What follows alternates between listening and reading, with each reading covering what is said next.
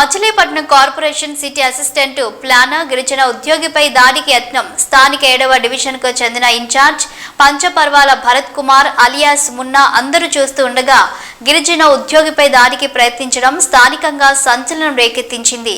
ఇటీవల మున్సిపల్ కార్పొరేషన్లో 7వ division incharge Panchaparvala Bharat Kumar attender కొడుకుపై దాడి చేసినా ఎవరూ పట్టించుకోకపోవడంతో నేడు ఉన్నతాధికారులపై కూడా దాడికి పాల్పడుతున్నారు.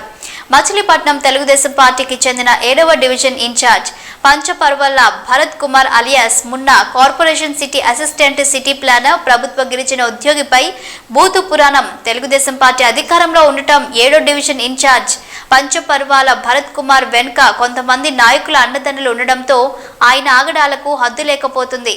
50 రోజుల నుండి ఎవడి బూతు పురాణంతో గిరిజన ఉద్యోగిపై విరుచుకుపడ్డ 7వ డివిజన్ ఇన్ఛార్జ్ దాడి చేసేందుకు మీదకు వెళ్లడమే కాక నీ అంతు చూస్తాను అంటూ బెదిరింపులకు పాల్పడిన వైనం దాడి చేయాలని ప్రయత్నించగా సహా ఉద్యోగులు ఆ ఇన్ఛార్జిను అడ్డుకోవడంతో ఉద్యోగిపై బూతు వ్యాఖ్యలు.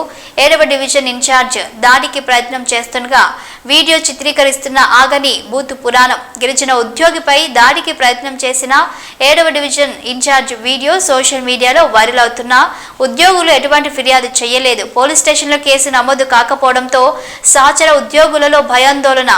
ఉద్యోగుల భద్రత ప్రశ్నార్థకంగా మారింది. అధికారులు నాయకులు స్పందించి ఉద్యోగులపై ఇలా ప్రవర్తించే ద్వితీయ శ్రేణి నాయకులపై కఠినమైన చర్యలు తీసుకోవాలని ప్రజలు కోరుకుంటున్నారు.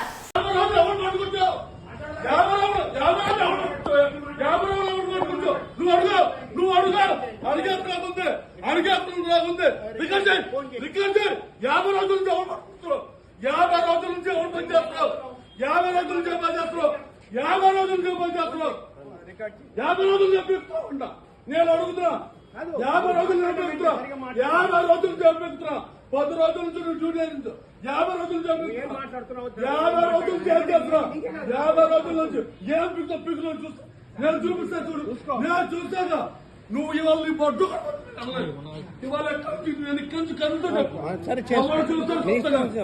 ఆవిడ పని చేయబోతుంది తగ్గాయండి అంతే. చెప్పడానికి నాకు వస్తుంది నువ్వు అడిగిన దానికి సమాధానం నువ్వు అడిగిన దానికి సమాధానం సమాధానం మూసుకూర్చో అడిగిన దానికి సమాధానం మూసుకూర్చో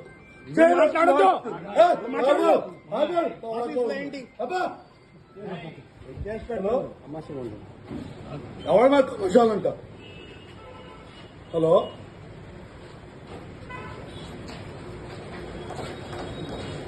మేడం, నేను 7వ డ్యూటీ మాట్లాడుతున్నాను.